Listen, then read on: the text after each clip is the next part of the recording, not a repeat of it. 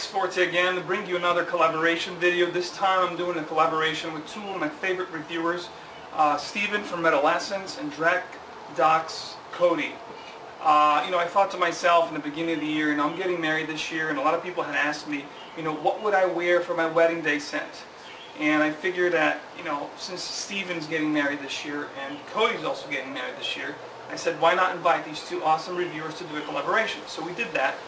So we went to New York this past Saturday, and we did an amazing collaboration together, which we have for you guys right now for your enjoyment. Please take a look at these 15 scents that we put together for the big day, the wedding day. These are the scents that we are most likely to wear, and I think each one of us are down to like 2 top contenders, but all 15 scents are great for wedding day, whether it's in a warmer setting or a cooler setting, indoors, outdoors. We have everything for you to make your decision a little easier on what to wear on your big day.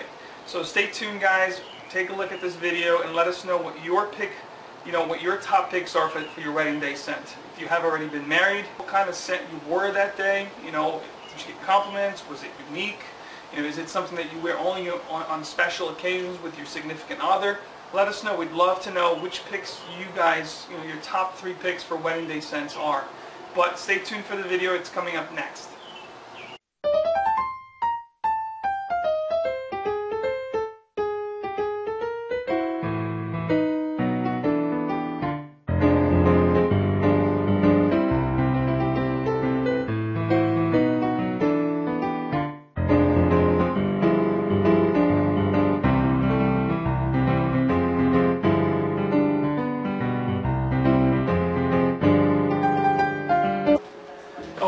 This is Max Forte in New York with 2 of my favorite reviewers. To my right, the ever so eloquent and knowledgeable Steven from Metal Essence. To my left, the lovable, everyone's favorite Cody, Doc.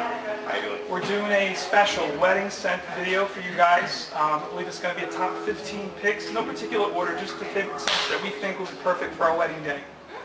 Take it along, guys. Yeah, so we want to start off by just very quickly talking about what our expectations are for a wedding day scent. We know that a lot of us are getting married in different climates, like Cody's getting married in Florida. He's going to have a beach wedding. I'm going to get married in a church in New York, so of course it's going to be a little bit colder around November. So we're just going to kind of go around and talk about what our expectations are. So Cody, would you like to start? Yeah, so for me, I guess I'd say my expectations for what I expect out of a wedding day scent are kind of complicated. The first, I guess you could say, expectations, that's got to be rare. It's got to be a scent that I don't want to smell on other people as I'm walking around going on it. Obviously, you can't do it perfectly, but I'd like to get to the point where I won't encounter that scent frequently. The second thing, it's got to be something that's, as you mentioned, a beach wedding, basically. So it's got to be something that kind of mixes with the sea air or whatever scenario that that's in. The other thing is, obviously, Becky's got to like it, right? Yeah. So she's got to like it, so that immediately eliminates incense scent, fragrances, smoke scents, or anything like that. So I've pretty much kind of looked at fragrances that just fit that bill, and that's pretty much about it. I mean, the other thing is, I only wear it, the idea would be only to wear this on the anniversary or, the wedding day, basically. So it's only going to be worn a maximum of 1 time a year. And I'm getting married in Connecticut, which is a little cool. It's going to be in the fall, so you're thinking something a little bit darker, but not too dark. You don't want to scare people away. And also the fact that I need my fiancée to like the fragrances. So I did a preliminary smelling with her, blindfolded, so I know the kind of scents that she likes. That's why I picked these 5. Yeah, I guess for me, a lot of the things that my fellow YouTube fragrance reviewers have echoed, something that she likes, of course. I want something that's going to work well for that scenario. You don't want to wear something that's too casual. You want to keep it not necessarily professional, but formal. I also want to wear something that I haven't worn all that often before, preferably a fragrance that I'm still on my first bottle of. If I've already commemorated an occasion with it, I probably don't want to wear it a second or a third time. So, and I want to wear something exclusively for wedding-related stuff, whether it be, a shopping for the wedding, or doing a registry, or on our wedding day. So, yeah, that's it. So stay tuned. Picks are coming up next, guys. Alright guys, so let me tell you what fragrances I plan on wearing on my big day, on my wedding day. So I have my list of 5 fragrances behind me. We're going to go ahead and start it off with my number 1. Again, no particular order, but this is the first one that I want to share with you guys. And I know a lot of people in the community have heard of this one before. It's from the House of Creed, and it's called Aventus. Now there is actually a con to this one, is that I wear it so often. And I know one of my requirements is I want to wear something that I haven't worn all that often. So that's the only thing kind of holding me back on this one, but it's a fantastic scent. My fiance loves it. It's one that I absolutely love, and this is still actually my first bottle of it. So it's not really like I've commemorated any occasions with it. Moving on to my number 2. My number 2 is from the House of Amouage, and this is actually one of my favorites from this house, right next to Interlude and Reflection. This one is called Jubilation 25. Now, you guys can't see this because my fiance is nodding her head no in the background, but this is actually one of my favorites, and I haven't worn all that much of it. So this is actually a good contender, especially considering that I'm getting married in November. So this is a great composition that would work really well in that season. You have wood, you have some berry notes in there, some dark resins in the background, some incense, that silver frankincense note that's utilized in many Amouage compositions. So I'm really excited to possibly wear this one on my big day. The next one actually has something in common with Jubilation 25, and that is Bois d'Argent by Christian Dior, part of the La Collection Privée line. The thing that the two have in common is they both smell very regal. Whenever I wear this, I feel like $1,000,000, and for that reason, this is one of my favorites, and I feel ultra confident when I wear it. And you guys know that on your wedding day, you probably don't want to smell like anyone else. As a matter of fact, you probably want to smell better than everyone else in attendance. So that's the reason why this is one of my favorites and why I'm seriously considering wearing this for my big day. This is a great composition by Nick Minardo. It has resins and honey and cypress and iris. It's waxy, a little balmy and powdery, some people say, but definitely one to look out for. Check this out if you haven't already done so. Very solid recommendation on my end. The next one that I would like to recommend, I have to be honest with you guys, it has made some top summer lists of mine, but I don't wear it all that often, surprisingly, but it is a fragrance that I absolutely love, and that's the reason why I've kind of been abstaining from wearing it more often. This one from the House of Histoire de Parfum is called 1725 Casanova. This is the big bottle. Now, this is a great gentlemanly scent. In my collection, there are 2 scents that I think of when I think of gentleman scents. They are Creed's Green Irish Tweed and this one, 1725 Casanova. This kind of has like a barbershop fougere lavender feel. It is a little bit powdery, so it might turn some people off, but I think this one would be perfect for a fall wedding. It kind of evokes that a little bit, but again, you got to think we're going to be in a climate-controlled environment anyway, so this one would do really well. This lasts a very long time, so really excited to perhaps wear this on my wedding day. The last one that I would like to talk about is from the Italian house Nasamato, and it's called Pardon. Now, this is a fragrance that I have only ever worn on formal occasions, whether it be Christmas parties, or I'm going to a friend's party, or even to church or something like that. This one is a very formal scent, and that's because it has a floral component to it. Now, Nasamato does not disclose their scents, but people say this might contain magnolia. There's also chocolate and patchouli in the background. Just makes it a very addictive, luxurious, and elegant scent. Might actually be reaching for this one on my wedding day. I can guarantee you guys it's going to be one of the 5 behind me. It's just that I haven't really made up my mind. But the number 2, the top 2, would probably be either Aventus or this one. So, without further ado, I would like to pass the baton over to my friend Cody. So, all right. We'll switch places real quick. So again, I mentioned earlier, with my scents, I actually don't own any of these scents for it yet.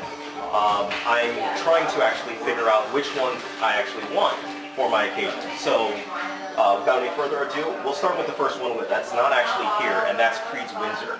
Now, Windsor has a piney scent to it. It's extremely rare in terms of, pine, eucalyptus, and it's pretty rare in terms of its availability within the fragrance community. However, I do know a couple of people who have it who are actually willing to sell me like a decant of it, and I'll go ahead and just use that basically as my scent.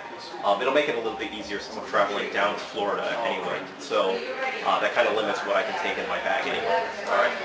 So the second one is one that I picked up here from the house of Keiko.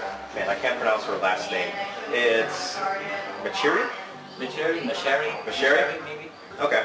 Well, Keiko Masheri. Anyways, this scent is called Paradise Lost. Now, as Max pointed out, this actually has it has a boozy vibe to it, but the booziness doesn't necessarily come from like a rum. It smells like a Prosecco. There we go. Oh, okay. Which is pretty interesting, and that kind of, fits with a wedding type of a scent.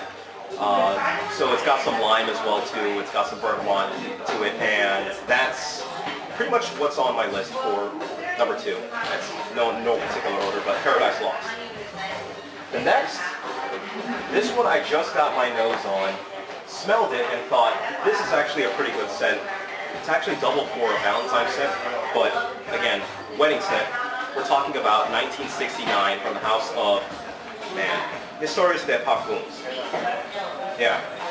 Now this one has chocolate in it. It has a bit of, it's like citrus chocolate, and it's unique enough that it smells alluring with that chocolatey and sweet background, but at the same time it still kind of has that playfulness that's coming from the citruses.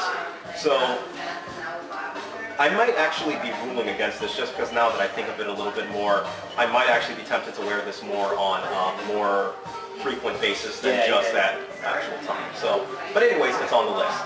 So 1969. Now, the next one is one that was recommended by Steven. Love that one. Right? I don't have it yet, 1861. Now, I've heard a couple people actually talking about this in the fragrance community, but I've never actually smelled it. And I got my first chance to smell it today, and I instantly thought, man, this is a scent that I really like. It's lemon, it's lime, it's got a very bright lemon lime, kind of sparkling taste, or fizzy kind of vibe to it. And another scent actually was very similar to this. Is another one that you just found, and that's the cologne version of the Etat Libre. Oh yeah, that's right. Yeah, Etat Libre d'Orange cologne. That actually has a very similar, I don't know if they both contain mint, but they both kind of have like that bright, sparkling, citrusy feel to it. Yeah, almost like a mojito. Yeah. So this is actually very high on my list just because I love the scent so much.